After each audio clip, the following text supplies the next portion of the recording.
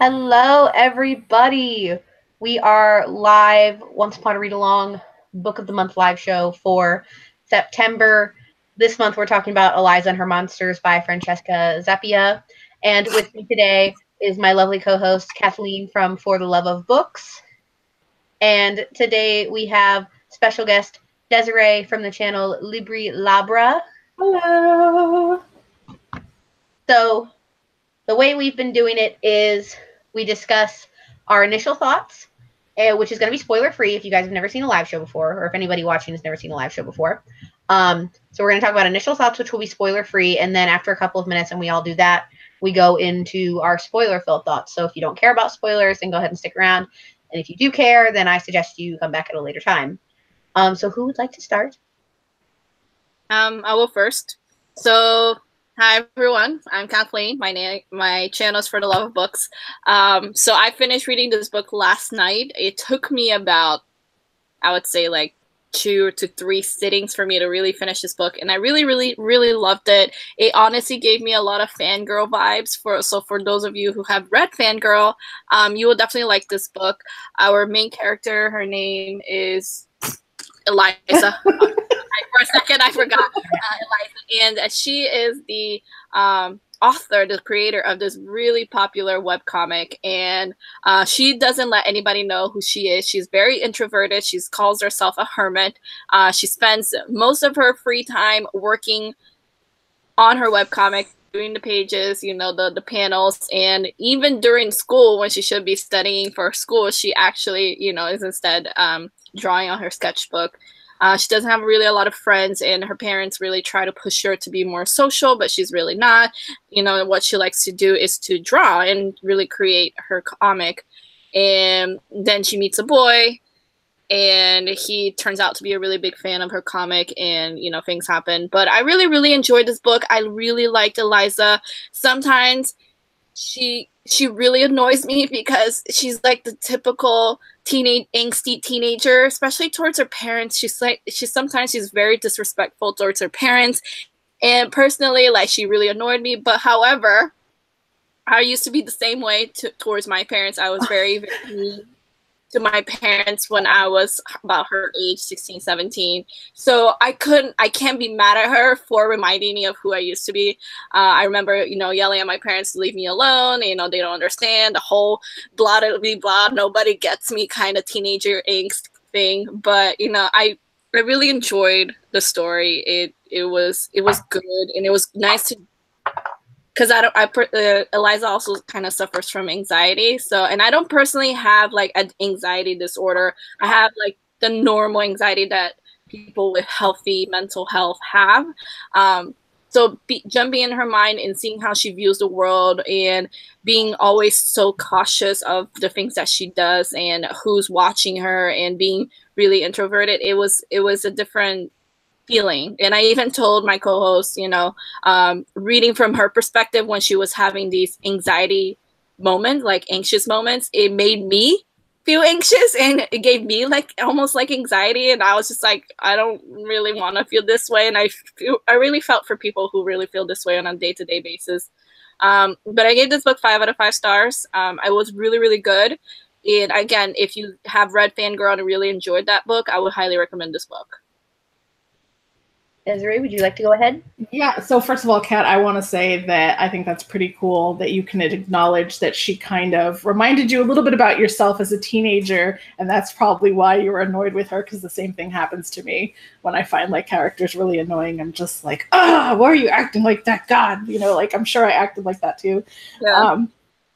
But I agree. I think, I did love the fact that they talk about anxiety, and I could totally relate to what she was going through and how she loved being a part of her art, but didn't really want the attention, or more so, she wanted to be in control of the attention, right? And so, like, once her name was out there, that kind of relinquished her control over her art, over her project, over how she interacted with people, and so that was like really frustrating for her. But I think what this book did really, really well is how it showcased online friendships. Because I don't know about you, but for me, like growing up, I've met several boyfriends online. I met my husband online. I met my son's dad online. And there was always this feeling of, but that's not a real relationship.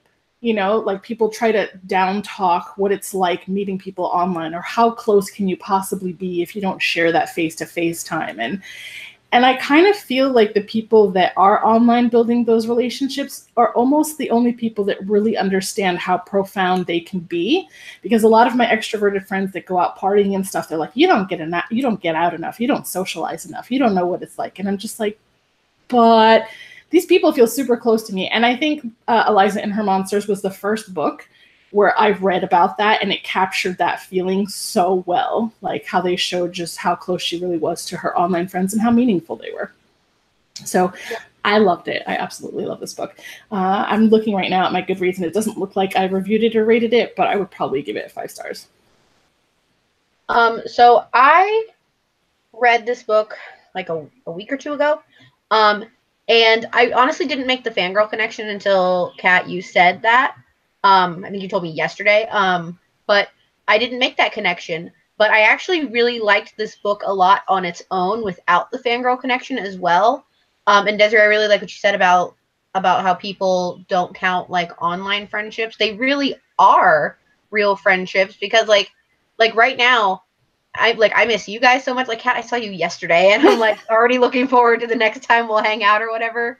Mm-hmm. And like Desiree, I saw you like a week ago, and then I know like Teresa and Alana were all just waiting to just be all like reunited at Y'all Fest. So like I totally get that, because I totally miss everybody right now.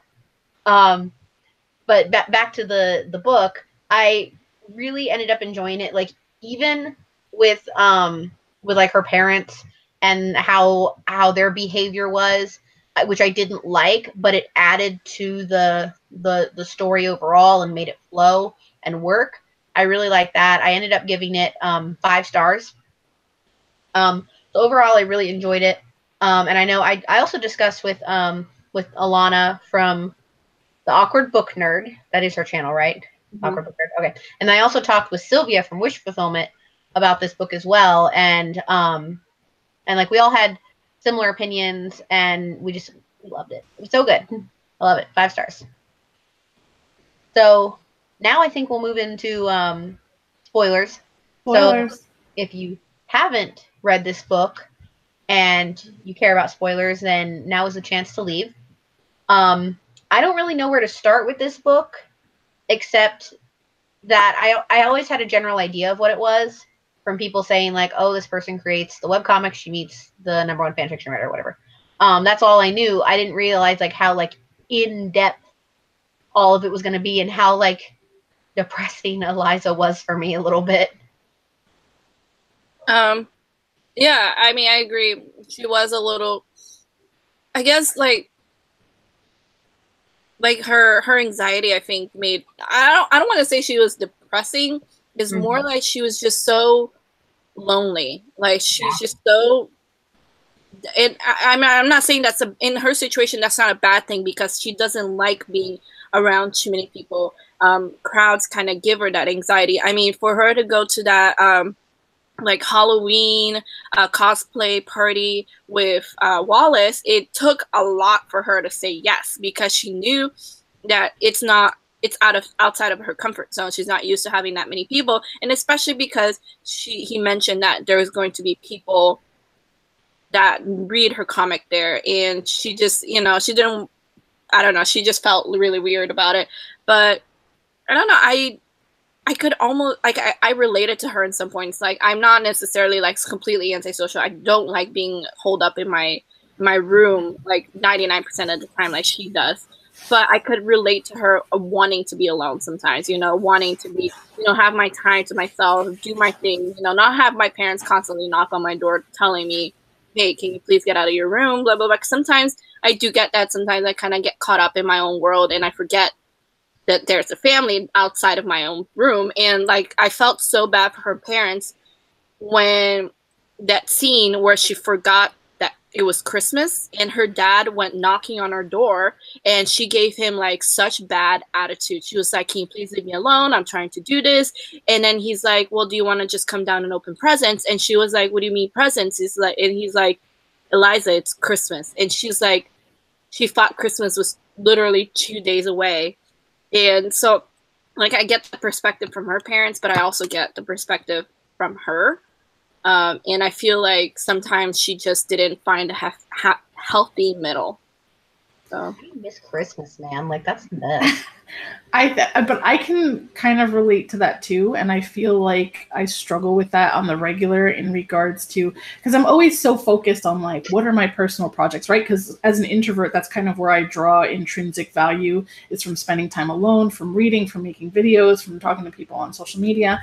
And like, those are the things that I actively make time for. So sometimes when there's a birthday party or a gathering with my like in real life friends, it almost feels like an interruption, even though I do want to be there, but it just like, I'm so not in that mindset where I'm constantly thinking about, oh, who's having a party or who's doing this thing. Like, I'm not actively seeking that out. And I just like to be home. Like, when I go to work throughout the week, the weekend is like, oh, I can sit back and do nothing, is literally like what I'm thinking. Where throughout the book, like, her parents, they almost like question her online friendships, right, and they make it seem like that's not as valuable. But like, the thing is, like, for example, I don't have that many like, besides you guys, like, outside of the internet world, like the booktube world, I don't have a lot of close friends. I would say I would maybe have 1, 2, or 3. And one of them, they are very much a social butterfly. She loves to go out, and she's always inviting me to go drinking after work, and I'm just not that person, and she knows that. And I'm like,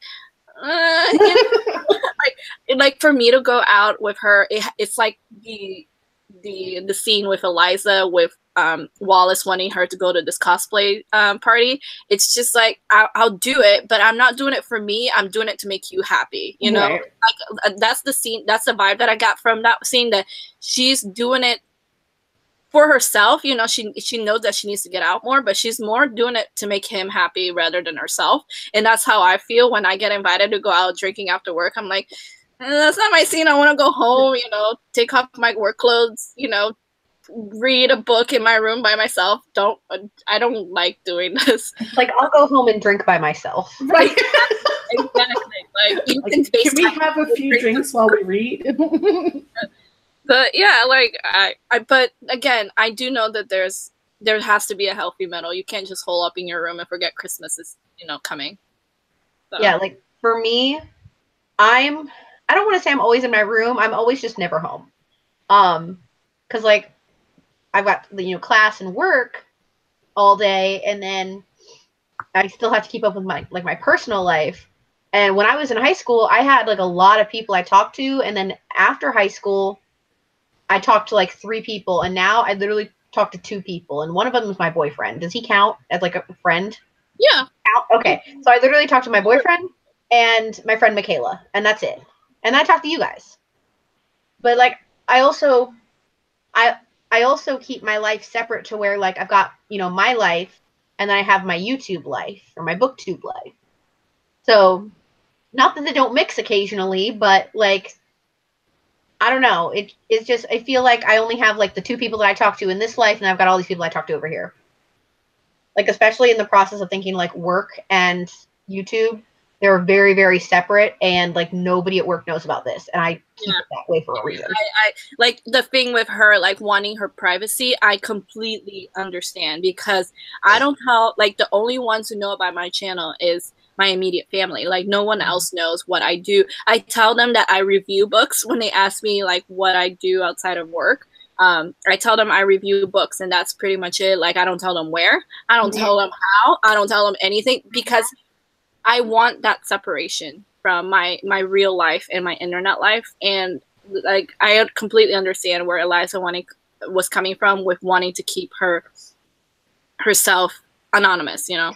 Mm-hmm. I can't remember what the context or situation was, but I remember I said that, or they asked why I travel, I think, and I said I travel to talk to local authors about searching for reviews. That's what I told them. Like, that was it. No, oh, well, what makes you qualified to teach on this? What makes you this? Nope, none of that. I just say I travel and speak to local authors about reviews, and it was nice, simple. So So one thing I want to talk about is her parents. One thing that I felt in this book, that while I keep saying I understand where Eliza comes from and I understand where they come from, I do feel like they were made out to be the enemy in this book. Because like I said at the very beginning of this live show, Eliza acted like like so much like a spoiled brat. Like when they went camping and she couldn't get off her phone and she spent like the whole day or however many days they were gone. She spent like being angry at her parents for taking away her phone or Right. for not allowing her to take her sketchbook on the camping trip.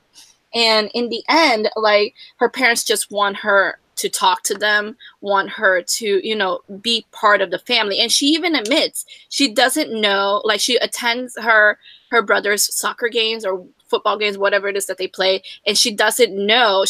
At one point in the book, she was like, I didn't even notice that the boys are no longer playing indoor soccer. They're now moving towards outdoors. And she didn't realize that it has shifted, like so much time has passed, it has shifted because she's not paying attention. She's so much in her world, she's neglecting her family. And like I understand, because as a teenager I was like that. I didn't really want to hang out with my family. I didn't want to hang out with my you know, my siblings, whatever. I wanted to just stay in my room and I wanted to be on my phone. I wanted to be on the internet and I want to hang out with my internet friends. All I cared was my friends and my own life. But one thing I didn't like is that there was like almost no happy ending for her parents. They were made out to be the enemy because they revealed who she was, and they were only trying to show her that they care about her, that they care about her, you know, what she does. And I get it. Like her little brother in the end stands up for her parents, saying, you don't even realize what you did to her by revealing what she does and who she is. Like I think it was Sully, the little brother, who went up to her parents, be like, you need to see this. And he shows them all the forums of and how many people actually read her, you know, her comic online. And they didn't realize the magnitude of how big her comic is. And I don't know. That was the only part of this book that I didn't like, is the fact that her parents were made to be the enemy. And they honestly, they're not the enemy. They're just trying to have a relationship with their daughter, their only daughter that they have.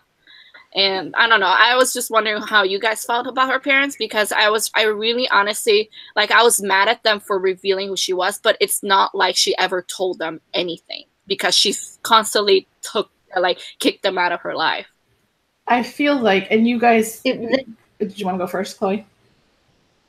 Okay, you go ahead. So you guys read it more recently than me, so just feel free to correct me if I'm wrong. But it felt like there was two things at work here, right? Like, so Eliza, she wanted to have her privacy. She wanted to do her own thing. She was very much in her world, and she didn't want her parents to be she didn't want her parents to bother her. So I get how, like you're saying, they were kind of painted out to be the enemy. But on the other side, as much as they loved her and cared about her and were trying to just get her involved, they also didn't understand the magnitude of everything. But I feel like that was kind of the resolution for them there, that the little brother finally said, you need to understand this. And so them understanding that would kind of allow them to not take what she does so personally, right? Like now it's not like, oh, you just don't want to spend time with the family, you don't care about the family. Now it's like, oh, there's this thing that you're responsible for, that everybody's waiting for. Like, you know, I feel like that would allow them to look at her a little bit differently and not feel so hurt by the time that she does spend away from the family.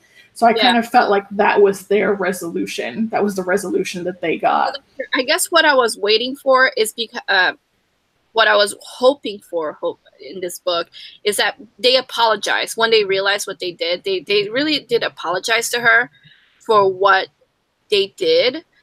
But the fact of the matter is, I was waiting for her to apologize to them as well, for pushing them away, for, you know, neglecting to include them in her life. Because if she would just, like, I felt like she never gave them the opportunity to talk to her and ask her about what it is she does. And it's like the little brother said, you could have easily Googled, you know, Monstrous Seas and see how popular she is. But the fact of the matter is, these are your parents. They shouldn't have to Google what it is that you do. Right. I feel like if she was just opened up a little bit more, maybe her parents would have understood before they revealed who she was. And I don't know, I was like, I understand like both sides. Like, she wants her privacy, they want, you know, to be part of her life, but you know, what they did was wrong, and I admit that, but I was also waiting for her to realize that she did wrong. And you know, she kind of does in the end of the book. It does show that, you know, she's hanging out with her family more, she's not, you know, shoving them away as much. But I was just waiting for that moment where she really connects with her parents, and like, you know, I understand, I'm glad you understand what you did was wrong, but I want to apologize for how I treated you as well, because she really treats them like shit sometimes. She really does. And like, I was just, I guess I was just waiting for her to realize that she also did wrong, you know? See, I want to know if the parents actually tried to understand Monstrate Seas itself, or if they just wanted her to be more social, I guess. Well, when the little brother confronted them, they were like, you know, you want us to be more, or you want Eliza to be more part of the family, but you never bother to ask her, you know, what is Monstrate Sea all about, or even try to Google. If you're so curious about what she does online, you could have Googled, you know, Monstrate Sea and see what she does online. But like I said, I feel like your parents shouldn't have to Google things about you. You know, they could just easily knock on your door. And like, her parents were never, with the exception of the camping trip, her parents were never forceful towards her like they used to be. At one point, at the beginning, like the first half of the book, she says that her parents used to force her to go to these sports, and eventually they just gave up because she doesn't want to. And they occasionally ask, hey, you want to try this? And she says no, and they drop it because they know how she is. She's not going to do it. She doesn't want it. And so it's almost like they gave up on her on that aspect. And so maybe that's why they didn't ask her so much about what she does. But like, I don't know. That's just my opinion with like the whole parents. I just wish there was a bigger, like a closure with Eliza and her parents. Can you guys remind me how her identity was revealed? Her parents, so she's a senior. Right, when she was graduating. Of the high school, the parents of the seniors, they released like some kind of like message, hey, I'm so proud of you. Right. So awesome. And her parents wrote, I'm so proud of our Eliza. She's the creator of this webcomic Monstrate Sea, and it was printed on their small town newspaper. Right, so then everybody knew about it. Everybody saw it and read it. Yeah, because apparently there were fans in her high school of Monstrate Sea, and they posted online and stuff like that. So, and everybody found out. You can't really fault them for that. I mean, like, yeah, just trying to show we love you, we care about you, we care about what you care about. Yeah, I mean, when the little brother was confronting them, they said that, you know, they just wanted to show Eliza how proud, because they always bicker about, you know, her hobby. They call it a hobby, but they always bicker, and they wanted to show her how proud they are of her. And they said that they didn't think it would blow up because they thought it was such a small thing, and that's why Sully confronted them, because it's not a small thing. Right. Going back to the camping story, I understand not wanting to have the cell phone, but like, why get so worked up like over the sketchbook? Like, yeah, she like will hide herself in it, but like, it's not like a cell phone though. She only has like paper. Well, I mean, I think, you know, as Kat kind of mentioned, that Kat deals with the typical type of anxiety that the average person would have. I think in the book, you start to realize that some of what Eliza is feeling goes beyond those typical wave of emotions, right? And I would think that as a parent, even as a parent with just your average teenager, teenagers can be self-centered, they're very focused on themselves. And unfortunately, your job as a parent is to kind of set up those boundaries that your teenager may not be setting up for themselves. And I think we all know, as we use technology and we do certain things are addictive. And even drawing, while it's a great way of coping with your emotions and dealing with things, they may have noticed that Eliza was using that stuff as a form of escapism, of not being present, of not, you know, being with the family. And so they were probably just looking at it as helping her establish boundaries that she wasn't already establishing. Mm-hmm. And I feel like her parents also see her sketchbook almost like a cell phone, something that she will be like this the entire camping trip, and instead they just want her to participate, and instead she spent the whole camping trip being angry with them. So I don't know. I don't know, sometimes as a parent there's really no winning. Like there's so many times that I have to tell AJ, like, I'm totally prepared for you to hate me because my only job is making sure that you grow up to be the best human you can be. Yeah. So. Yeah. So, anything else anybody wants to talk about? Well, what were your thoughts on the romance? Can I say I did not think Wallace was going to be like a big like football player style. I wasn't not expecting that either, because like I said, I got a lot of fangirl vibes from him from this book. I was expecting him to be like Levi from Fangirl. And then he turns out to be like this sensitive soul with a big football body, and I was like okay, I can deal with this, but it's not how I imagined like to be like how this was gonna turn out. This is not a football body, guys. That is true. Like, I had a hard time picturing him like that. Then again, I have the Owlcrate edition, so like the characters are reversed. She's on top. Oh, that's cool. I don't imagine her looking like this either. Yeah, no, I didn't imagine her looking like that. But one thing I will say, I enjoyed their romance. I thought it was sweet, especially like there was a scene where they were in her room, and it was the first time he was in her room, and I don't know what they were watching Dog Days, the TV show that she likes so much, and he couldn't express himself, so he wrote down, "Can I kiss you?" And she was like, "Yes, but not now." And I thought that whole scene was like the sweetest thing, and I was like, I was so fangirling over that scene. It was really, really sweet, and like it was just like it was a perfect scene for like showing like very first innocent love, and I was just like, oh my god, y'all are so cute. I can't. You gotta get in on the contemporary. There was a part though where like I was like, really, Wallace, where I remember being disappointed in him, and so I know he wanted to write some story based on the comic, and he needed I don't remember what he needed from her. He needed, so a publisher wanted to publish his transcript of Monstrous Seas. But so this is after like the big reveal. She was revealed to the world who she was, and she went through her phase of she could like writer's block.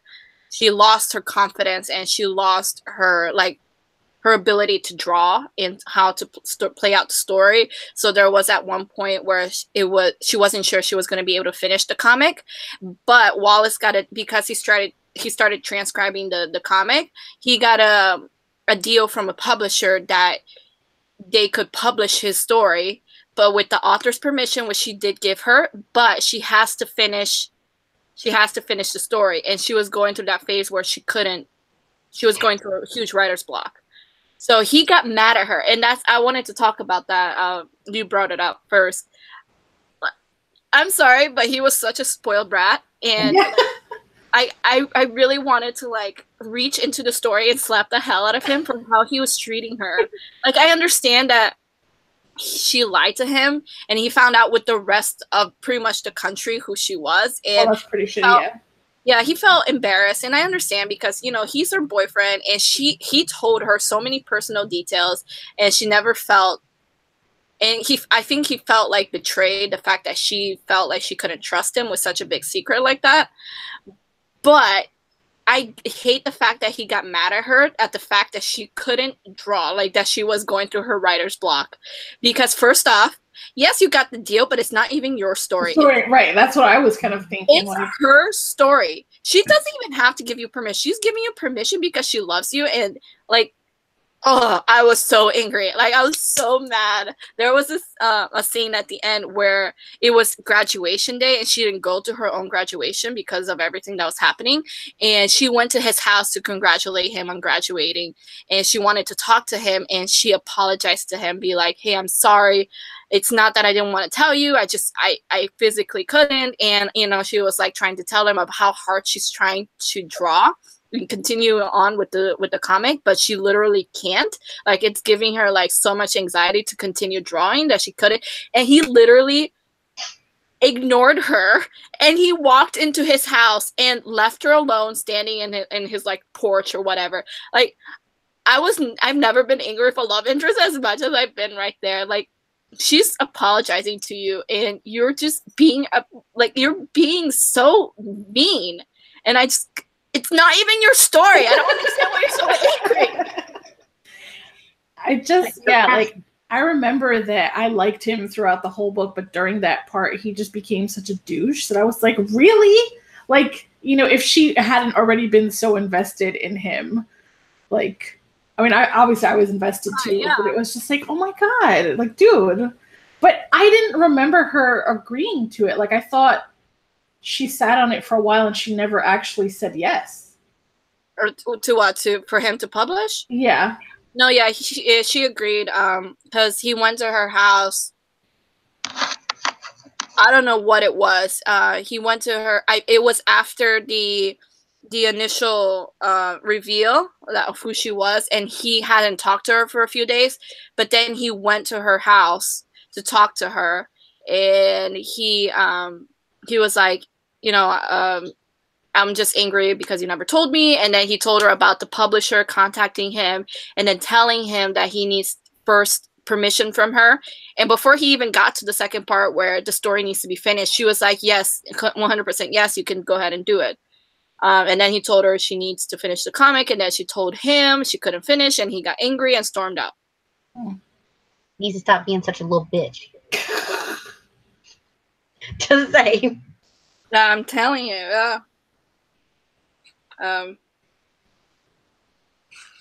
yeah, I don't like how he treated her there because, like, it felt like their relationship was so authentic through the majority of it, and then, like, during that part, if you have your book, it's on page 316.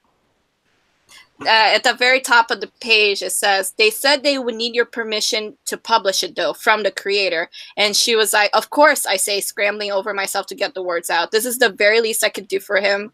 After all the garbage, it doesn't matter anymore if my name gets out. Of course, you have permission. Always just tell me where to begin. And then he tells her she needs to finish the comic. And he tells her she can't do it. She tells him she can't do it. So, but then how does like the story end? Doesn't it end with her still kind of sitting in this writer's block, drawing block? Yeah. So she remembered the author of that Children of Hypnos book that she loved so much. Mm-hmm. So she contacted her and she wrote her a letter saying, "Hey, you're probably not going to respond to this, and that's okay. Just letting you know, I really love your books, and I'm going through the same situation. I'm a creator of a comic, and I got revealed, and she just told her, like, I understand the need to be anonymous, and she tells her, I'm going through the writer's block. I don't know how my story is going to end. I don't know how to continue my story, and blah, blah, blah. And, like, the author wrote her back and she's like, you need to feed your creativity. Like, you need to feed it. That's the advice she gave it. So she starts like by drawing first, like just random drawings. And then at one point in the scene, she starts reading the books, Children of Hypnos, and she reads all 4 books in one day. Oh, and then once she finishes the 4th book, it's like her creativity is back. Right. And yes, I remember the end of the chapter. It's like, I need something, I need this, I need that, and she's like, finally, the last line is like, I need my pencil. And then, right. Can I tell you that author, like, hardcore reminded me of Suzanne Collins? Like, where is she? That's true. But at least she finished Hunger Games. Yeah. Well, like, seriously, where is she? What happened? I mean, who knows? Took the money and ran. Like she needs to write anymore. So yeah, she took the money and ran. Yeah, it's like it's like Stephanie Meyer. She doesn't write anything relevant anymore. Nothing relevant. Like, at least stuff still comes out from her, like, once every couple of years. Yeah, but like, Suzanne, where you at? Good. Yeah. But yeah, he was very frustrating. That moment.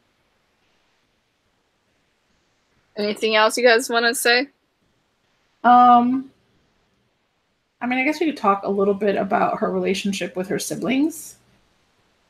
I loved her siblings. I like how towards the end, they're the ones who comfort her. Right.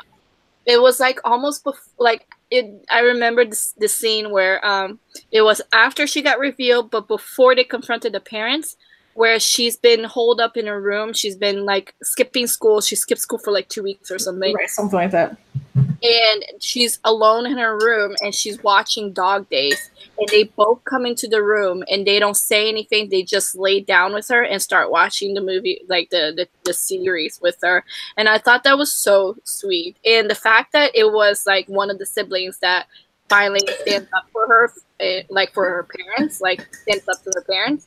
Like, I thought it was so sweet, and I was like, and then they revealed that they actually, like, you know, read her comic. Mm-hmm. And they don't tell anybody because I remember them mentioning that all, like, they have a bunch of friends who also read the comic, but they don't tell them who she is because I think it was Sully who said that they understand that she wants to be alone or something like that. But I thought it was really sweet, the fact that, you know, they have this sibling rivalry where they make fun of her all the time and she, you know, acts like they're pests and stuff like that. But in the end, they really care about her and they really love her. It was a really sweet moment. Well, that's pretty much how siblings are, you know, and obviously I'm sure they admire her and what she does. And yeah, I don't know how siblings are. Nothing. Yeah, they're like that. Like, yep. 1 minute you're totally annoyed by each other, and the next minute you're like, I miss them. Yeah, I got nothing. So I mean, like, that's pretty cool that they kind of respected her enough to not tell anybody, because really that's something, like, as younger kids, they probably could have, like, taunted her with, or, but I guess she didn't even know that they were reading it. And the fact of the matter is, the fact that there was a scene where it was actually during the camping trip, because the three of them shared a tent, and she was like in her angry teenage angst moment. She couldn't sleep without, you know, doing s'mores with them. So she went to bed first, and then they came after everybody went to bed, and they were in the tent with her. They were talking amongst themselves, and she was pretending to be asleep, and he said something like, I think it was Sully who said that, well, the other sibling, I forgot his name, he asked Sully if he is going to really try out for the choir, because in the car trip to the camping trip, they were all singing, and one of the other sibling, I forget his name, it's going to drive me crazy, he was singing really badly, but Sully actually has a really nice voice, and he was singing, and she says, Eliza, to him, she was like, oh, you should join the choir. And in the tent, he was the other brother said, you know, Sully, you should join. Are you really going to join the choir? And Sully was like, I'm thinking about it.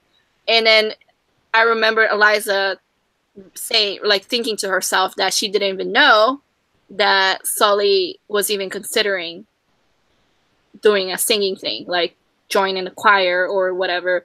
And it's like, it's I feel like that's the moment where she starts shifting towards the fact that she's missing a lot of things about her family. Yeah. The other brother's name is Church. Church. That's, yeah. I remember that because it was after Winston Churchill. Yeah, they named him. I remember that. Yeah, they named him after Winston Churchill. That was funny. I just think that Sully is like Sully from Monsters, Inc. Yeah. But I mean, like, I guess when you're kind of dealing with anxiety on the regular, it sucks how much anxiety monopolizes the space in your head, right? And like, it just makes you question everything. And a lot of the reason why she's so obsessed with her comic is because of her anxiety, because it's like she says, her fans, they expect to have something up every Friday. And that, like, I remember that moment where there, like, that scene where she forgets to upload to something. To upload, and then, like, in the morning she wakes up and she has all these messages and people are speculating if something happened to her because she didn't upload it. Right. And her anxiety kicks in and she's like, she feels so genuinely down on herself because she missed like a few hours of, you know, uploading the And thing. she missed it because she was hanging out with Wallace, right? Yeah. Apparently she scheduled it, but it glitched or something. It didn't actually get scheduled. She had the pages to go up, but it didn't get scheduled. So, like, yeah. And then people were saying, like, you know, I remember people were commenting, and she like read a few of these comments, like, oh, you know, she missed her deadline, but in the end she only uploads one page. And she feels bad because she's hanging out with Wallace so much that she has less and less time to work on upload, yeah. And that feeds into her anxiety. And I'm like, yeah. And that's the scene where the Christmas thing comes into, like, later. She's working so much, she's working so hard that she loses track of time because of what happened, because she missed the deadline, and she doesn't want to disappoint her fans, basically. See, that's kind of like sort of scary, because I know we all have YouTube channels and we're all hoping to grow them. Obviously, like, you know, we're not going to put I don't know, do you guys have a cap on how big you want your YouTube channel to be? No, you just want it to do what it does naturally, right? But I know today I was like, oh, I want my channel to grow. And then I was like, but then again, I don't even know why I want my channel to grow, because I'm sure at some point, if it got too big, I would be freaking out. I would be freaking out if I had people like, where's the next video? Like, why didn't you upload it? Like, I would be losing my shit. Right now, I can't even get to my 1,500 goal, because every time I pass it, I lose it again. No, it's funny you should mention that, because Zoe from Read by Zoe said something like that, that people keep questioning why she hasn't done another readathon by Zoe. Like, literally her comments are filled with, when are you gonna do the next readathon by Zoe? And she posted, like, on either Instagram or Twitter that she's not doing it because she's focusing on her last semester of college. And I watched her latest video, and literally, like, within like the first page before it loads with the comments, like, there were at least 3 comments. When are you gonna do the next readathon by Zoe? And I'm like, I really feel so bad for her. Yeah, I feel so bad for her with that. But you know, I'm checking Instagram first to see. Yeah, it's somewhere. I remember distinctly, like, her saying that she needs to focus on her last semester of school, and she's not doing readathon by Zoe until December when she graduates. That's just so much pressure to put on a person. Yeah, I feel so bad for her when I read that. I was like, I mean, I feel like I don't think I would do that to somebody. Like, I feel like I'd probably be wondering and curious, but I would be searching their social channels to see if they made an announcement by it. Like, I don't think I'd be like, where is it? Why haven't you done it yet? Yeah, I would stalk that. When are we going to do it? See, now you said Read by Zoe, and I'm like, well, when are we going to do our, like, 24-hour readathon? I want to do one again. Desiree, you should join us. We could, like, literally just have a... Let's just have a giant slumber party. Another slumber party? Yeah. Guys, this is a good idea. I thought about it for a second. I was like, guys. Like, seriously, we should think about that. No, but what do you guys think of one thing I really liked? She towards the end, she starts seeing a therapist for her anxiety, because, well, mostly in the beginning it's because her parents are forcing her to, but she goes. And there was something that I don't remember what she said, and that the therapist, he made like a just like an offhanded comment about her friends online. Oh, he like asked about her relationships or friendships, and she mentions Emmy and Max, who are her online friends, and he's like, and I guess he asked her if she ever met them in real life. And she's like, no. And he's like, you never met your friends in real life? Like, he made it like a comment like that. Right. She feels I don't remember the scene, but I remember him saying, "Oh, I'm sorry. I apologize. I didn't mean to make it seem like your online friends are less valuable." And I was like, that is a really nice thing. Like, your online friends are not less valuable than your real life friends just because you know your real life friends in real life. It doesn't mean anything. You know, I met you guys strictly through online, and yes, we have met each other in real life now, but even before that, even if we haven't, I wouldn't consider you guys, my friendship with you guys, less valuable just because I only see you through a screen. You know what I mean? So I really like that comment by him that he's like, "Oh, I'm sorry, I didn't mean to make it seem like your online friendships are less valuable, because they're not." Whether it's through, especially in today's age where we're in the age of technology, a lot people have a lot more friends online than they do in real life. It's just like, at least that is the case for me. I have more friends online than I do in real life. Oh, I definitely do. Like, definitely. Go ahead. Actually, that's a good, like a good topic. Why do you think that is? I think, and I don't know if you've read it. If you haven't, I don't know how much nonfiction you read, but there is a book called Quiet by Susan Cain that I'm constantly like recommending to people, because she talks about introverts living in this world that keeps trying to force them to be extroverted.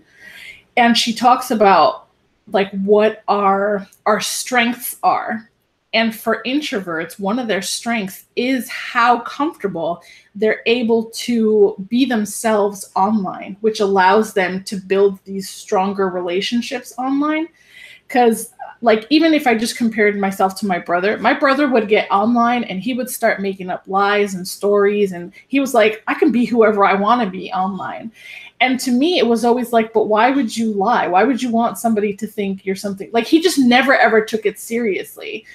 But for introverts, it's completely different, because this is where we feel most comfortable. Like, I can build friends left and right online, but you ask me to go outside and do it in real life, and it's like, I got to talk to people, right? You know? So I think as introverts, we just have these strengths to communicate online, especially because a lot of times introverts read more. They spend a lot more time reflecting. There's a lot more solitary activities, and we can just convey our personalities so much more. So much better online.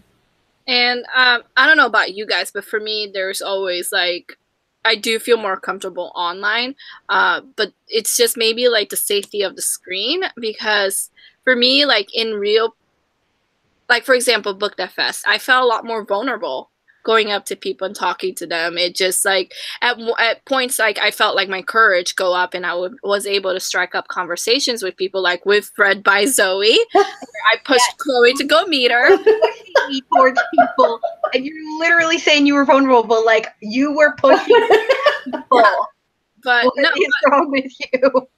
Well, that was just like my one moment of courage where I was like, and honestly, I diverted the attention from me towards you. And I'm not gonna do it. I can push you to do it though. And that was just like a defense reflex. Like, but it's true. Like, I honestly feel more comfortable, you know, engaging online, because there is the safety of like the screen, and I don't feel as vulnerable with the screen in front of me. You know what I mean? I'm pushing you towards people at Y'all Fest. You're the one getting pushed next. You know, if you think BookNet Fest is an example, I think like where the barrier comes for me is, have I engaged with this person online, and have I engaged with them online enough to where they recognize my name? Yeah.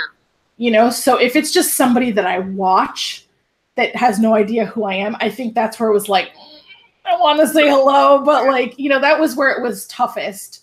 But if they had commented on my video before, or they followed me on Twitter, it was just a lot easier to be like, oh, hey, we follow each other on Twitter. You know, like it just felt like there was more of a stronger commonality, so those hurdles could be overcome a little bit better. I know. Oh, sorry. I know last year at BookNet Fest, I had seen Derby, and because I was watching Derby's videos, and I was just kind of like, can I get a picture with you? And like, I got a picture with her, and then I gave her a hug, and I was like, okay, bye. And it was just like super awkward. But then like I started talking to her on Twitter afterwards, and then I left a comment on one of her most recent videos before BookNet Fest, and I was like, hey, looking forward to seeing you again. I promise to be like 100% less awkward. And the whole thing was just a lot more comfortable when, you know, we hung out with them. And so I think... I keep cutting you off. I'm sorry. I think just building those connections prior to the events is kind of key. It definitely helps. Yeah. Okay. So I was like giving it a minute in case it lagged a little bit. Last year at BookNet Fest, I remember I met Allie from Hardback Hoarder. And then I talked to her more last year than I did this year. And then this year I got a picture with her, but I didn't get to talk to her a lot. And then she tweeted like a couple of pictures from her, and one of them was the one that we took. And she's like, all these people that I secretly fangirl over. And I'm like, I like died because I was at Will's house, and then I made him put her vlog up on the TV and everything. And we watched it, and then she like picked up my bookmarks and my business cards and was saying how cute it was, and I'm like, I'm dying over here. My head against the thing is, when you were saying, like, Desiree, when you were talking about how last year you met Derby and you were all awkward, that's how I felt when Chloe went to take a picture with Allie, because they like Chloe, you mentioned you wanted to take a picture with Allie, and I was like, you know what, let's go there. And it was like, maybe it was just me, but like they took a picture and there was this awkward pause, and we were like, okay, bye. No. It was, I don't know, because like I normally don't have a problem, because like her and I talk online all the time, but like even if it's just through comments, but I don't know, I feel weird like interrupting people when they're in their friend group and they're talking. Yeah, like I was doing. So Will said he had no choice. I'm sorry? It's fine. Will's in the chat. He said, I had no choice. Oh, yes. To be fair, this was on our anniversary. It was the night after Halloween Horror Nights. So this was on our anniversary. And he was building a chair. Straight up just building a chair. And I'm like, I'm not going to help you build that. And I plugged in my laptop to the HDMI cord and I watched YouTube. It's what I do. Yeah, just like, babe, this is gonna be your life. Just go with it. So let me ask you guys, because I believe this author has one other book. Yeah. Out. Yeah. Do you know the title? I can tell you the title. Made You Up.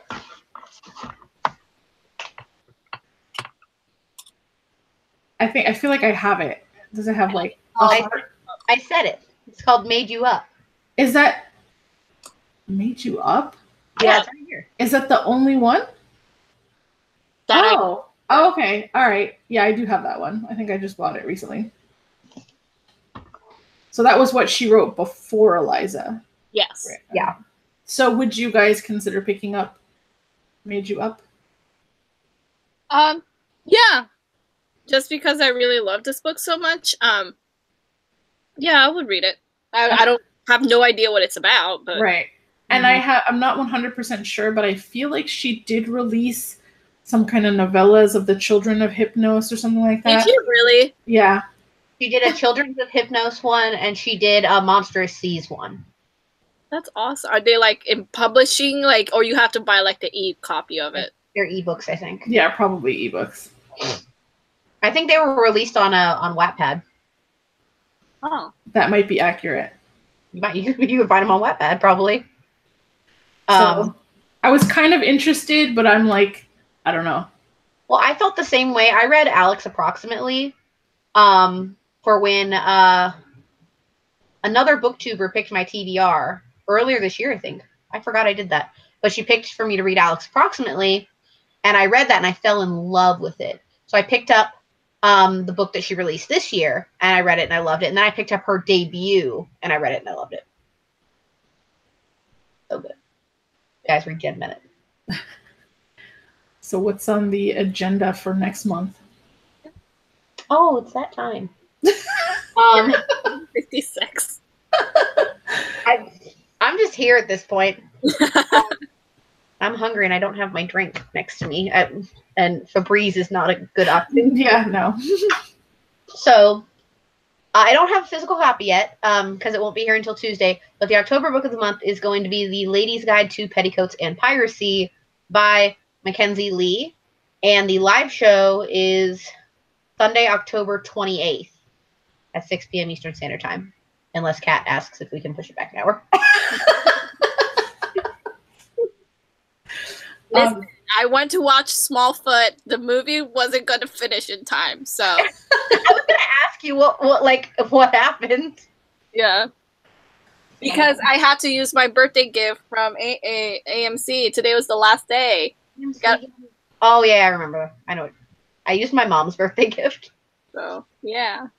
So my copy will be arriving on Tuesday, and I'm pretty excited, and I guess I'll be joining you guys next month to do the live show. I think I'm gonna. I have started actually annotating my books. I know for a while I was like, I can't do that, but I've just given into it. I'm just like, no, you know what? I'm gonna get in there and I'm gonna really feel these books and start annotating them because they're mine, and I can do that if I want to. So you're writing on your books? What? You're writing on your books? I'm highlighting. Blasphemy. Actually, yeah, I'm actually using highlighters. Oh my god, that's even worse. I used to do that with Post-it notes. Like my copy of Fangirl is filled with Post-it notes from the reread I did a couple years ago. I've bought like little flags to do that, and I've tried doing that, but the flags always disappear when I need them, and then I don't feel like it just conveys enough of what I was thinking at the time. Mm-hmm. You know, like it gives a general, oh hey, there was something on this page that I thought was important, but highlighting feels so much more meaningful to me. And I found a book that I highlighted like years ago. It was a nonfiction book, but rereading the passages that I highlighted was like super powerful to reread like 10 years later. And I liked that feeling of like kind of getting back into my head from when I read it, and it felt nice. And I think, you know, whatever, they're my books. I don't sell my books. And if I give them away, then whoever gets them can enjoy what I was thinking when I when I read it. The only exception I make is a traveling book. That's the only exception. Anybody else got anything? I got nothing. I'm good. Well, thanks for letting me chat it out with you guys. Thanks for coming. Thanks for joining us. It was a good discussion. We lasted an hour. We never lasted an hour. Because there's always just two of us that we're bouncing stuff off of, and then I get tired and I'm like, Cat, I'm hungry. So thank you guys so much for watching the Eliza and Her Monsters live show. Again, next month, the October book of the month is The Lady's Guide to Petticoats and Piracy by Mackenzie Lee, companion sequel to Gentleman's Guide to Vice and Virtue. And our live show is Sunday, October 28th at 6 p.m. Eastern Standard Time on this channel, youtube.com/brunettebibliophile. And I will go into the editing after this is uploaded on YouTube, and I will add your guys' channels to my description. And go check out their channels too. So yeah, we will see you guys next month for Ladies Guide to Petticoats and Piracy. Bye. Bye.